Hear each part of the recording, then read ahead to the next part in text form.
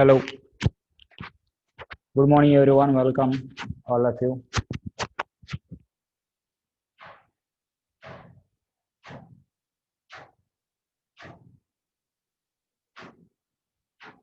Okay, so let's start the discussion. In yesterday's lecture, we discussed about the emotional EMI, right?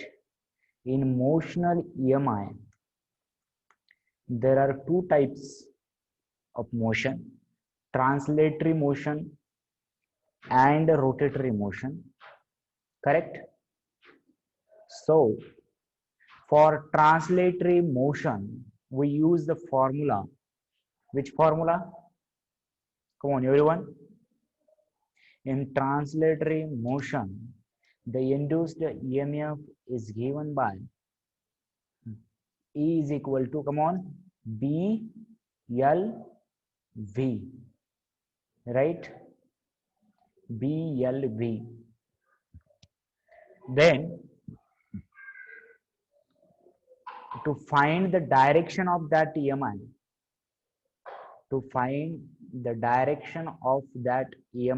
we use the which rule? We use which rule?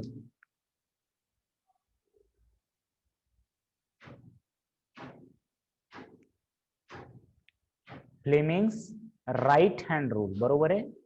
Fleming's right hand rule, FRHS, right? So Fleming's right hand rule state that if you stretch your middle finger, forefinger and thumb mutually perpendicular to each other such that FDI, then middle finger will show the direction of induced EMF or induced current, right? To induce the EMF, there is one condition that these three should be mutually perpendicular. If any two of them are parallel or anti-parallel, then induced EMF will be 0, right? Then we talked about rotatory motion, right? जेव्हा rotatory motion होतं तेव्हा त्याच्यामध्ये omega जर angular velocity घेतली आपण तर त्याच्यासाठी formula बघितला BL² omega upon R, sorry BL² omega upon 2. L असेल लेंथ किंवा त्या सर्कलची रेडियस घेऊ शकता, तोच फॉर्म्युला आहे BR² ओमेगा बाय 2 और BL² by omega by 2, right? And then ring मध्ये स्पोक असतील म्हणजे सायकलच्या व्हील सारखं किंवा सॉलिड डिस्क असेल त्यासाठी सुद्धा फॉर्म्युला काय आहे? सेम आहे BR² ओमेगा बाय 2, राईट? आणि त्याच्यामध्ये सर्कम्फरन्स वरचे सर्व पॉइंट हे इक्विपोटेन्शियल असतात, right? All potential on the circumference are equipotential. Now also we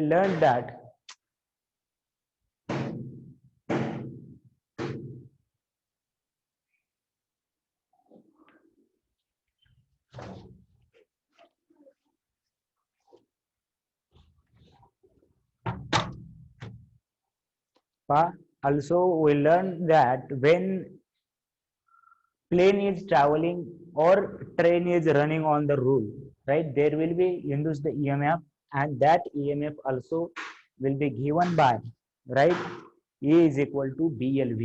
Here B is the magnetic field of earth. Earthला मॅग्नेटिक फील्ड असते, त्याची मॅग्नेटिक फील्ड आहे, पण पूर्ण मॅग्नेटिक फील्ड घेतो का त्याचा कोणता कंपोनेंट घेतो? BLV for train and plane. BLV हे अर्थची मॅग्नेटिक फील्ड आहे, पण ती पूर्ण अर्थची मॅग्नेटिक फील्ड इंड्यूस करणार आहे का? नाही. त्याच्यामध्ये कोणता तरी त्या अर्थच्या मॅग्नेटिकचा एकच कंपोनेंट कामाचा आहे आणि तो कंपोनेंट कोणता आहे सांगा? तो कंपोनेंट कोणता आहे सांगा? तो कंपोनेंट कोणता आहे? Vertical component, right? That component is very good, vertical component आहे अर्थ मॅग्नेटचा. Okay, so now further, right? Magnetic problem काल लिहिला होतात का? तो प्रॉब्लेम लिहिला होतात का? मॅग्नेटिक फील्ड लिहा, प्रॉब्लेम लिहा. Magnetic field is uniform. magnetic field is uniform of 0.004 Tesla. Magnetic field is uniform of 0.004 Tesla.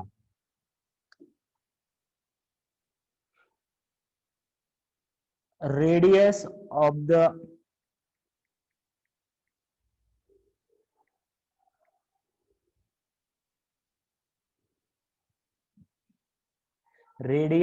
loop is changing. Radius of the loop is changing at 2 mm per second. At 2 mm per second.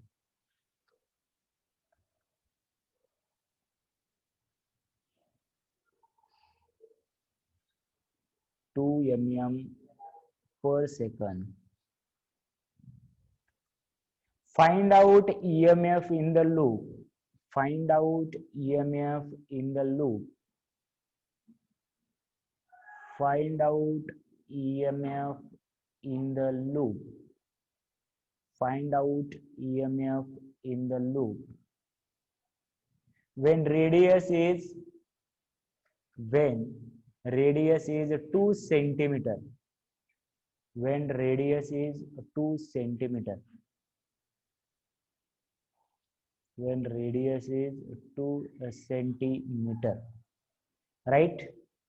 तर पहा problem काय आहे व्यवस्थित पहा एकदा की बी तर constant आहे, मॅग्नेटिक फील्ड बी तर कॉन्स्टंट आहे, that is 0.004 Tesla, right? Then we have given that the radius of the loop is changing at किती दिलेला आहे, radius of loop is changing at the rate of 2 mm per second. म्हणजे हे actually काय दिलं मला सांगा बरं, कशाची व्हॅल्यू आहे, युनिट वरून आपण ठरवू शकतो का, आपण युनिट वरून ठरवू शकतो का की 2 mm पर सेकंड, मिलीमीटर पर सेकंड. सो ही व्हॅल्यू कशाची आहे, नेमकी रेडियस आहे का अजून दुसरं काही आहे. Radius of loop is changing म्हणलेलं आहे, त्या लूपचं जे रेडियस आहे ते चेंज होत चाललंय, that is a change of radius with respect to time, that is a dr by dt is given. आपल्याला युनिट वरून लक्षात आलं पाहिजे, r by dt, very good. So dr by dt is given 2 mm per second, right? And also we have to find the induced EMF when radius is 2 centimeter.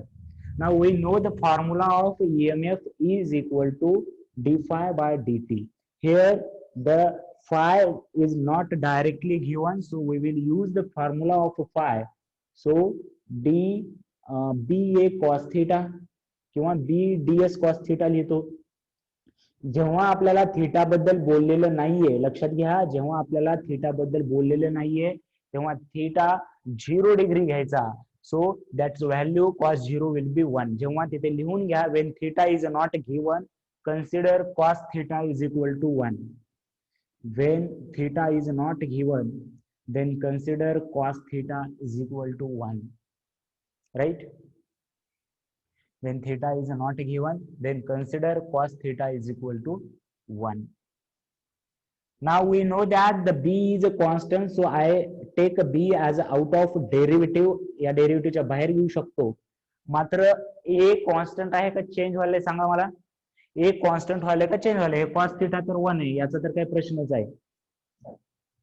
a constant आहे का change व्हायला, change व्हायलाय, right. Change व्हायलाय म्हणून तर flux आहे, नाहीतर बी पण constant आणि area पण कॉन्स्टंट असतं तर इंड्युस्ड ईएमएफ झाला असता का, इंड्युस्ड ईएमएफ झाला असता का जर बी कॉन्स्टंट आहे आणि एरिया पण कॉन्स्टंट आहे. नाही, काहीतरी फ्लक्स चेंज होते. फ्लक्स कोणामुळे चेंज होऊ शकतो, एकतर बी मुळे, एकतर ए मुळे किंवा कॉस थिटामुळे. हे तिघही चेंज होत नसतील तर फ्लक्स कसा चेंज होईल, आणि फ्लक्स जर चेंज होत नसेल तर ईएमएफ कसा जनरेट होईल. So there is a change in area, so we will write dA by dt, but also area is not directly given. The information about the radius is given, radius of the loop, right? Therefore there is a circular loop, right? Loop म्हणल्यानंतर ते सर्कलच आलं, right? जर mention नसेल केलं तर. So एरियाला परत मी लिहिणार एरियाचा formula derivative of pi r square upon dt. Again pi is a constant, I will take pi as outside. So derivative of r square upon dt. आता याचा डेरिव्हेटिव्ह कसा काढायचा माहितीये का तुम्हाला? एक्स स्क्वेअरचा डेरिव्हेटिव्ह किती येतो? एक्स स्क्वेअरचा डेरिव्हेटिव्ह किती येतो? एक्स स्क्वेअरचा डेरिव्हेटिव्ह किती येतो? राईट, 2x येतो. एक्स स्क्वेअरचा डेरिव्हेटिव्ह किती येतो? 2x येतो. तर त्याचप्रमाणे फॉर्म्युले लक्षात ठेवायचं डेरिव्हेटिव्हचा. एक्सचा डेरिव्हेटिव्ह 1 येतो, एक्स स्क्वेअरचा डेरिव्हेटिव्ह 2x येतो, एक्स क्यूबचा डेरिव्हेटिव्ह 3x स्क्वेअर येतो. Right. So d that is d ची व्हॅल्यू लिहिणार मी 0.004, पाय ची value pi, d r square, r स्क्वेअरचा डेरिव्हेटिव्ह 2r, आणि इथे x आहे, इथे r आहे. So derivative of r with respect to dt हे परत येणार. लक्षात घ्या, इथे x आहे, आपण कोणाचा डेरिव्हेटिव्ह काढतोय? r चा. तर आर स्क्वेअरचा derivative 2r and again derivative of r with respect to dt. Right. अशा प्रकारे डेरिव्हेटिव्ह येतो. तर याच्यामध्ये आता आपल्या सॉरी, तर आता आपल्याला 0.0 हे माहिती आहे, 0.04 याच्यामध्ये व्हॅल्यू ठेवा आता डायरेक्ट. त्याच्यामध्ये व्हॅल्यू ठेवा dr बाय dt.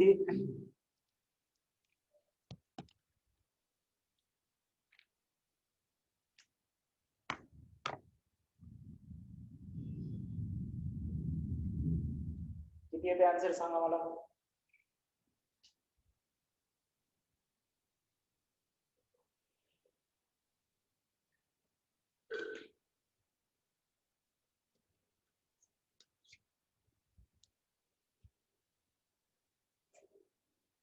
आर ची व्हॅल्यू दिलेली आहे 2 सेंटीमीटर, दॅट इज 2 × 10⁻², आणि dr बाय dt दिले 2 mm, म्हणजे किती लिहिणार? 2 × किती लिहिणार त्याला? 2 × 10⁻³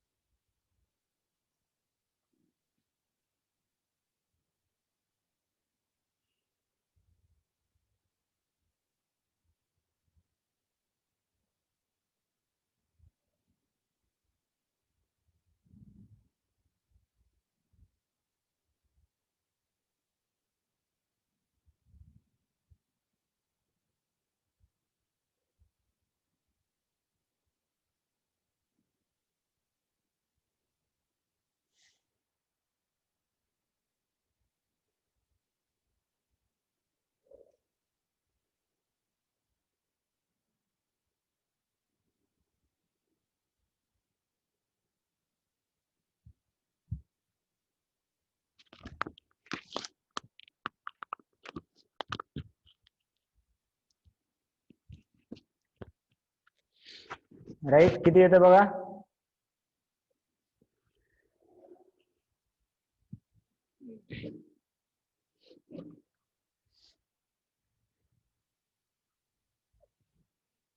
वेगवेगळं कसं यायला रे? 0.004 इंटू पायची value 3.14 into 2 into r2 into 10⁻² into 2 into 10⁻³ right.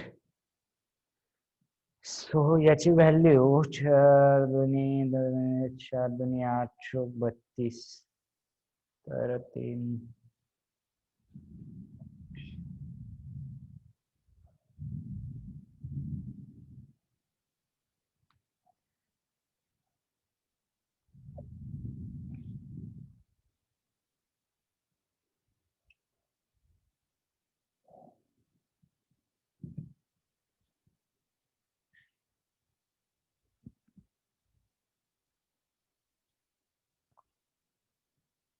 3.3 हे काहीतरी 10च्या आसपास यायला पाहिजे. 5 कसं यायला तुमचं? 5 कसं यायला रे? 10च्या आसपास यायला पाहिजे एवढं तर कळालं मला. 3 × 3 जर पॉईंट जर मी इथे घेतला, त्याला जर असं केलं 3.2 × 10⁻² करू शकतो आणि याला 3.14 × 10⁻⁵. पायचा स्क्वेअर लक्षात घ्या, पायचा स्क्वेअर 10 घेतला तर चालतं, राईट. पायचा स्क्वेअर डायरेक्ट 10 घेतला तर चालतं. 3.2 आणि 3.14 म्हणजे हे ऍक्च्युली 3चा स्क्वेअर 9 आहे, त्याच्या पुढचं अप्रॉक्सिमेटली मी याला 10 लिहू शकतो. 10 × 10⁻⁷ च्या आसपास यायला पाहिजे.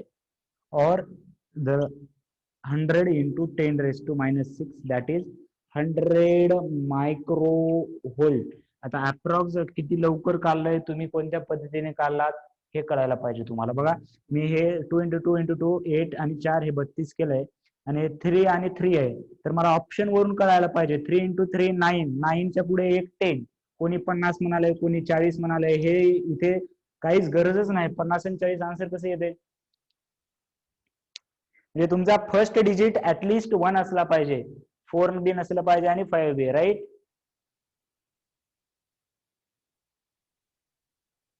आता पायची व्हॅल्यू का ठेवलो म्हणे? पायची व्हॅल्यू न ठेवता कॅल्क्युलेट कसं करणार? पायची व्हॅल्यू का ठेवलो तुम्ही, डायरेक्ट का कॅल्क्युलेट केलं नाही? पायची व्हॅल्यू ठेवल्याशिवाय ते डायरेक्ट कसं कॅल्क्युलेट करतात मला नाही माहिती, राईट. ओके, सो 100.48 असं काहीतरी आहे एक्झॅक्ट आन्सर इंटू मायक्रोव्होल्ट. आणि हे विथ प्रॅक्टिस जमणार आहे आपल्याला, हे विथ प्रॅक्टिस, राईट. आता इथे पाडे म्हणून घ्यायचं तर आपल्याला जमणार नाही, आपल्याला ते पॉसिबिलिटी नाहीये. ओके ओके, जे काही येईल ते ठीक आहे. चलो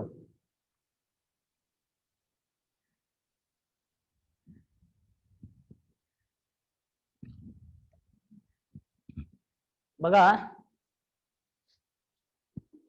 क्वेश्चन लिहा.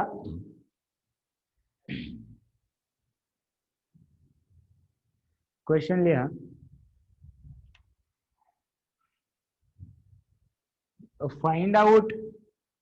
find out what happened to deflection and oscillation of ammeter.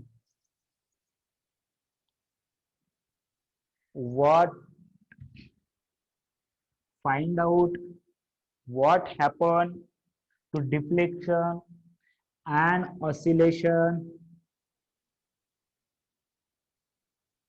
of ammeter and magnet respectively. And magnet respectively. And magnet respectively.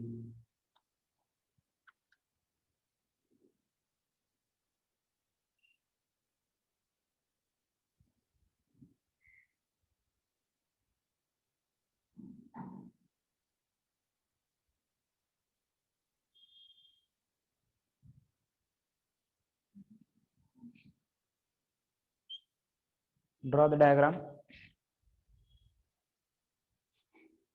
Find out what happened to deflection and oscillation of ammeter and magnet respectively.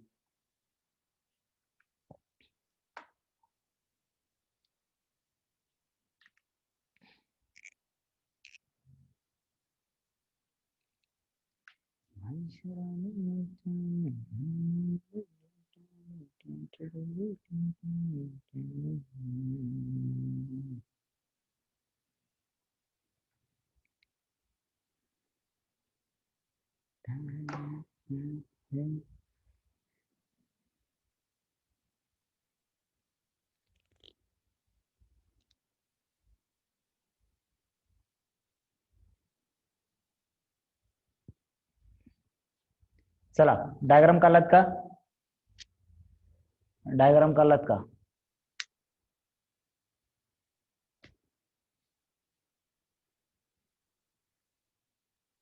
Done.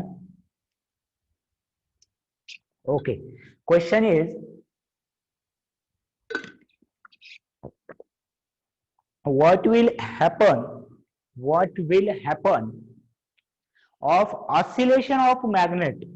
हे magnet oscillate व्हायले कारण इथे spring आहे. So magnet काय होत आहे, oscillate होत आहे. सुरुवातीला मॅग्नेट ऑसिलेट होत आहे आणि इथे कॉईल आहे. सो मॅग्नेटच्या ऑसिलेशनला आणि या अॅमीटरच्या डिफ्लेक्शनवर काय फरक होईल, काय परिणाम होईल असं विचारलेलं आहे. राईट. फर्स्ट ऑफ ऑल जर नसतं, हे कॉईल नसतं तर याचं ऑसिलेशन काहीतरी झालं असतं. आपल्याला काय करायचंय की हे कॉईल ठेवल्यामुळे काय फरक पडेल, हे कॉईल ठेवल्यामुळे काय फरक पडेल. हे ऑसिलेशन असं होत आहे म्हणजे हा मॅग्नेट मागे पुढे इथे करत आहे, तो या कॉईलला मागे पुढे करावं वाटेल का नाही वाटेल. कारण हे जर ऑसिलेट होत असेल तर there will be induced EMF in this coil, in this conductor.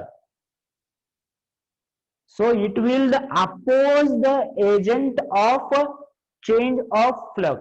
इथे फ्लक्स कोणामुळे चेंज होत आहे, या मॅग्नेट मुळे चेंज होत आहे. So there will be opposition from this coil for this oscillation.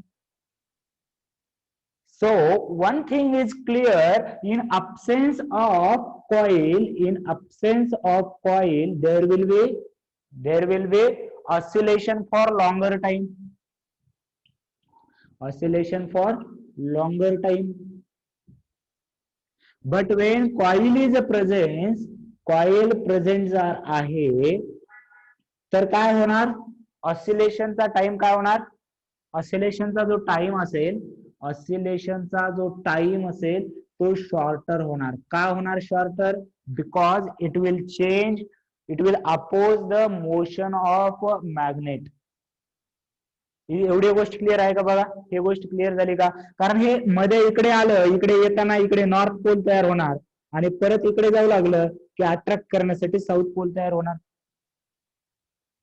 Is it clear, हा पॉइंट क्लिअर आहे का, की हे जर कॉईल नसतं तरी जास्त वेळ ऑसिलेट केलं असतं, पण आता इथे एक जण अपोज करायलाय. म्हणजे हे कसं झालं बघा बरं, झोका खेळलाय का तुम्ही, झोका, बरोबर आहे.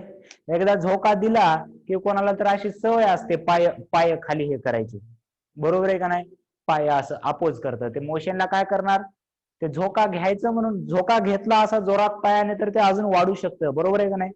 पण ते काय करतात, असं पाय उगाच हे करतात, म्हणजे त्यांचा टाइम पिरियड काय होतो ऍक्च्युअली, म्हणजे त्यांचा ऑसिलेशनचा जो टाइम पिरियड आहे तो कमी होतो. Is it clear, right. हा चला या लगेच झोक्यावर बसले जाऊन तिकडं, लगेच लगे लगे. काय मस्त लिंबाच्या झाडाला मस्त वरी वेळ आमुषा होती, मग ते आंबील पिलतो लई, मग ते झालं बाबा काय झोके, अरे अरे अरे अरे मग ते बोर होते, बोर लागायचे, बोर खाल्ले. अरे काय चालू आहे, फिजिक्सचं लेक्चर चालू आहे, लॉकडाऊन आहे, राईट. तुझ्या बाबतीत तुटलेली दिसते अक्षय, अक्षय म्हणतोय मी झोका खेळताना दोरी तुटली होती. ठीक आहे, बांधायचं जरा पक्क, दोरी तुटली होती का फांदी तुटली होती, ठीक आहे. बर चला first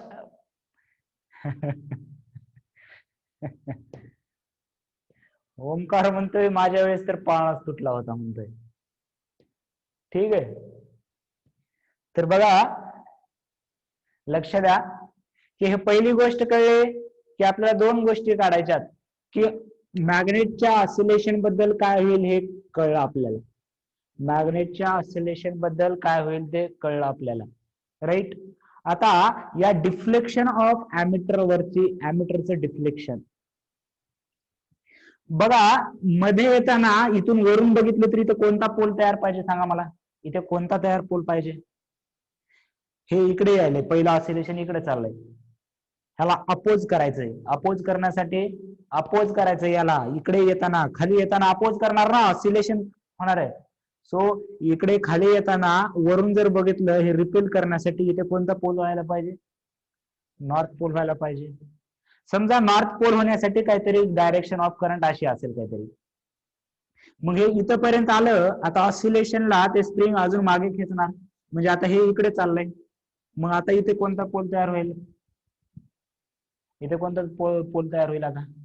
south pole. So this pole also should change with oscillation. म्हणजे एकदा नॉर्थ करायचं, एकदा साऊथ करायचं, एकदा नॉर्थ करायचं, एकदा साऊथ. अरेच्या, म्हणजे या मीटर सुद्धा काय करतं, एकदा पॉझिटिव्ह करंट दाखवतं, एकदा निगेटिव्ह करंट दाखवतं, एकदा पॉझिटिव्ह करंट, एकदा निगेटिव्ह करंट, एकदा पॉझिटिव्ह, एकदा निगेटिव्ह. कळलं का बघा बरं? Ammeter shows the deflection in both direction because there is a change of direction of current. There is a change of direction of current. So one by one sentence लिहून घ्या तिथे. पहिल्यांदा लिहा, in absence of coil, in absence of coil, in absence of coil,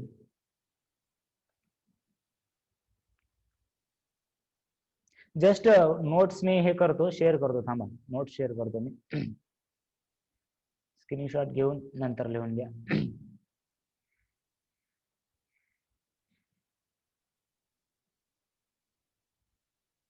काय दिसेल? Screenshot घ्या, याचा screenshot घ्या.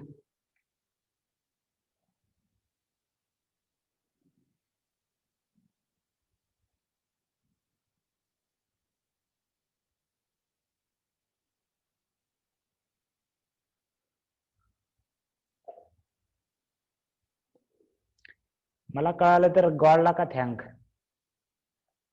उगच का?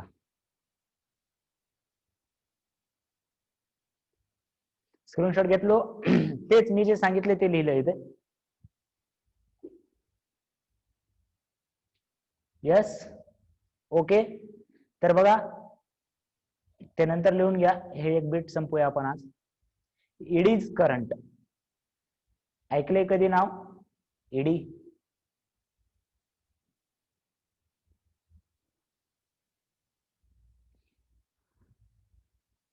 ईडीज, येडी ऐकलंय सर, घरची येडी म्हणते, ईडी नाही. राईट. सो पहा, लक्ष द्या.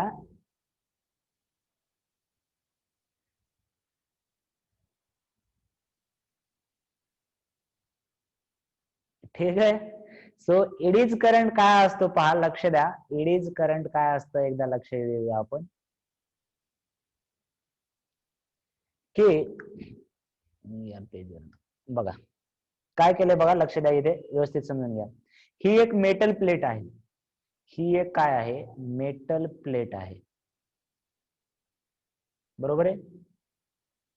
आणि मी काय केलं, याच्यामध्ये मॅग्नेटिक फ्लक्स चेंज व्हायला. मॅग्नेटिक फ्लक्स काय व्हायला? चेंज व्हायला. मॅग्नेटिक फ्लक्स चेंज व्हायला. मॅग्नेटिक फ्लक्स चेंज व्हायला म्हणजे जर कॉईल असतं आणि याच्यामधून जर मॅग्नेटिक फ्लक्स चेंज झाला असता तर इथं काय झालं असतं? इंड्यूस्ड ईएमएफ झाला असतं. बरोबर आहे का? बघा बरं, इथे काय झालं असतं? इंड्यूस्ड ईएमएफ तयार झाला असता, राईट. आणि इंड्यूस्ड ईएमएफ मुळे असा करंट फ्लो झाला असता जर हे लूप असतं तर, म्हणतोय हे जर लूप असतं तर, बरोबर आहे. पण आता हे लूपच्या ऐवजी मी अशी सॉलिड प्लेट घेतली बघा, मी हे लूपच्या ऐवजी अशी सॉलिड प्लेट आहे अशी, राईट. तर आता काय होतं बघा, आता काय होतं की आता करंट इथं फ्लक्स झाल्यावर इथं पण इंड्यूस्ड ईएमएफ तर व्हायलाच पाहिजे, इथे पण प्रॉपर्टी व्हायला पाहिजे इंड्यूस्ड ईएमएफ. मग याच्यामध्ये इंड्यूस्ड ईएमएफ होण्यासाठी काय होतं की इथे इलेक्ट्रॉन काय होतात, ते त्यांच्यात असे छोटे छोटे छोटे असे लूप बनवतात. जसा पाथ भेटेल तसा, असा त्याच्या लॉंग असं, त्याच्या अलॉंग असं, त्याच्या अलॉंग. कळते का बघा? आता इथले इलेक्ट्रॉनला हे इकडे इकडे जातात ना, ते हळूहळू काय करतात, एका मोशन मध्ये इंड्यूस्ड ईएमएफ मुळे असे गोल गोल गोल गोल त्यांचे त्यांचे प्रत्येकाचे पाथ बनतात. कळलं? आणि मग हे काय होतं माहितीये, असे करंट तयार होतात, असे सर्कल मध्ये सर्कल मध्ये सर्कल मध्ये असं कुठं दिसतं तुम्हाला अजून? याला काय म्हणतो आपण असं? असं कधी पाहिलंय? कधी नदीला तळ्याला जातात कधी? म्हणजे जाऊ दे आता तुम्हाला, कुठं तुम्हाला पबजी शिवाय दुसरं काय येतच नाही. बघा असं गावाकडल्या नदीमध्ये वगैरे असे भोवरे तयार होतात बघा, भोवरे. तर असं पाणी, हा, राईट. तर त्या भोवऱ्याला याच्यामध्ये शब्द आहे eddy. Eddy current, eddy. Eddy म्हणतात भोवऱ्याला, काय म्हणतात? एडी. आणि ते भोवऱ्यासारखं दिसतं मध. तेव्हा का तुमच्या बेसिन मध्ये होते म्हणे, तुम्हाला ते बेसिनच आठवणार, बेसिन मध्ये होते म्हणे भांडे घासताना. काय करावं लागलं आणि काय नाही. ठीक आहे, ठीक आहे. सो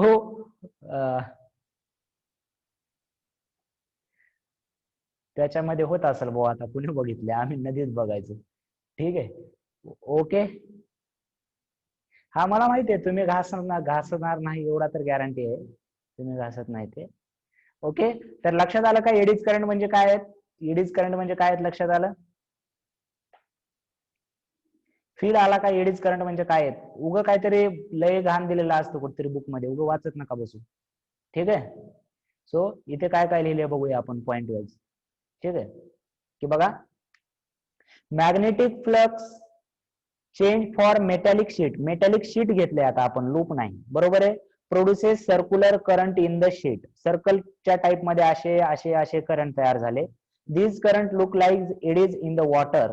ते भोवऱ्यासारखे दिसत आहेत म्हणून त्याला एडीज करंट म्हणतात. एकदम सिंपल लॉजिक, राईट. सो इथे डायग्राम आहे, इथे डायग्राम आहे. Current flow along the path of list resistance. हे पाथ कसे तयार करतात? त्यांना कमीत कमी रेजिस्टन्स गेला पाहिजे, त्यांना कमीत कमी रेजिस्टन्स, जसं जिकडे रेजिस्टन्स कमी देईल असं असं तयार होतात, राईट. मग आता बघा काय करा, की लक्षात घ्या. आता या दोन केसेसमध्ये, या दोन केसेसमध्ये बघा, की हे पहिली केस आहे, हे की जी सॉलिड आहे, सॉलिड डिस्क घेतली आणि याच्यामध्ये मी काय केलं, की हे मध्ये एक सर्कल तयार केलं, हॉलो सर्कल घेतलं. तर या दोन केसमध्ये कोणाचा जास्त टाइम पिरियड असेल सांगा बरं? टाइम पिरियड कोणाचा जास्त असणार, म्हणजे कोण जास्त,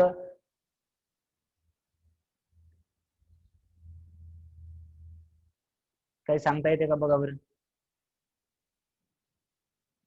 बघा, पहिलं पासून बेसिक पासून जाऊ, बेसिक पासून जाऊ, बेसिक पासून. इथं इथं हे मध्ये यायलंय म्हणजे ऍक्च्युली मॅग्नेटिक फ्लक्स चेंज व्हायला, इथे इथे येताना आणि जाताना मॅग्नेटिक फ्लक्स चेंज व्हायला. मग या मोशनला हे जे आहे ते अपोज करणार, या ज्या मोशनला आहे ते, बरोबर आहे. तर बघा आता काय केलेलं आहे आपण, हे जे बी टाईप मध्ये जे आहे ते स्लॉट केलेलं आहे, एक स्लॉट कट केलेला आहे डिस्क. मग त्याच्यामुळे काय झालं, की जे इलेक्ट्रॉनला असा पाथ भेटत होता तो पाथच मी इथून कटच केलं, हे इथून कट केलं, बरोबर आहे. तर तो therefore path area is decrease, therefore there will be current decrease होणार आणि त्याच्यामुळे अपोजिशन डिक्रीज होणार आणि त्याच्यामुळे याचा ऑसिलेशन जे आहे ते जास्त वेळ चालणार. लक्षात घ्या, याचं ऑसिलेशन जे आहे जास्त वेळ, म्हणजे इथे एडीज करंट मुळे काय होत होतं, की हे लवकर स्टॉप होत होतं, हे लवकर काय होत होतं, स्टॉप होत होतं. पण मी ते काय म्हणते त्याला, चकत्या म्हणतात बघा, चकत्या. म्हणजे काय केलं मी, की पूर्ण असं ठेवायच्या ऐवजी मी असं इथून एक हॉलो केलं, इथून एक हॉलो केलं, म्हणजे इलेक्ट्रॉनला असा पूर्ण पाथच भेटू नये. कळते का बघा, इलेक्ट्रॉनला असा पूर्ण पाथच भेटू नये. असे इलेक्ट्रॉन फिरत होते ना, मी इथून मधला पार्ट कट करून गेला, मग इलेक्ट्रॉन इथल्या इथं फिरल, इथल्या इथं फिरल, म्हणजे इड्यूज करंट जो आहे आपण काय केलेला आहे, तो कमी केलेला आहे. इड्यूज करंट काय केला, कमी केला, किंवा रेजिस्टन्स काय केला आपण, वाढवला. लक्षात घ्या. आणि त्याच्यामुळे हा लॉंगर टाइम ऑसिलेट करेल, हे लक्षात आलं का? आपल्याला मग जर असं जर विचारलं, इडीज करंट डिक्रीज करण्यासाठी काय करचाल तुम्ही, इडीज करंट डिक्रीज करण्यासाठी काय करचाल, याचा स्क्रीनशॉट घेतला का तुम्ही? याचा स्क्रीनशॉट घ्या आधी, याचा स्क्रीनशॉट घ्या आधी.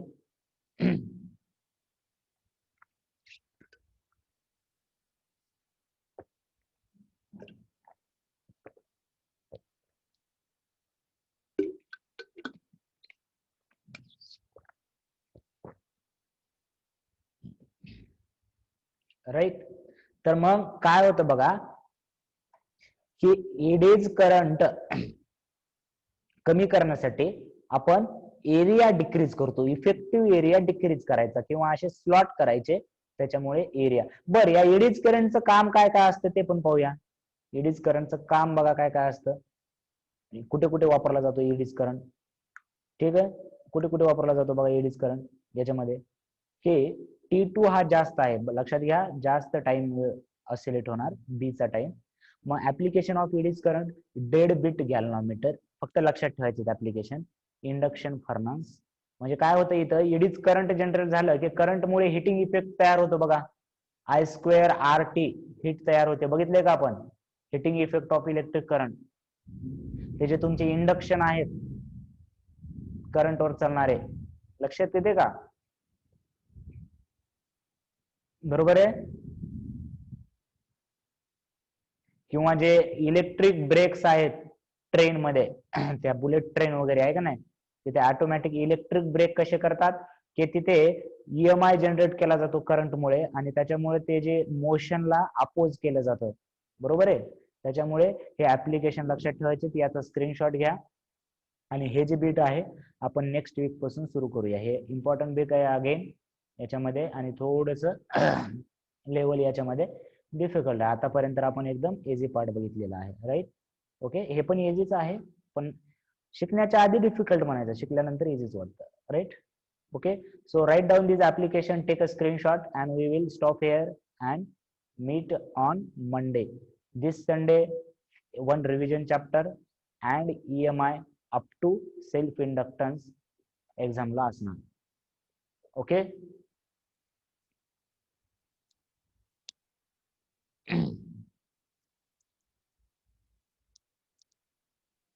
So take a screenshot. Okay, bye everyone.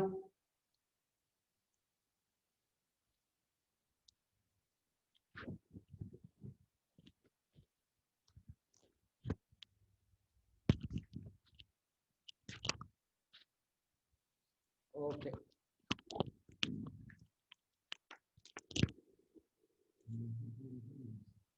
स्टुडंटलाच घाबरायचंय, सांगतोय पेपर इझी असणार, एवढा अवघड नसणार, तरी स्टुडंटलाच वाटतंय पुढच्या वर्षी अवघड आला तर. मी काय करतोय, स्टुडंटला इच्छा असते घाबरायची. ओके, ठीक आहे, चलो बाय एवरीवन.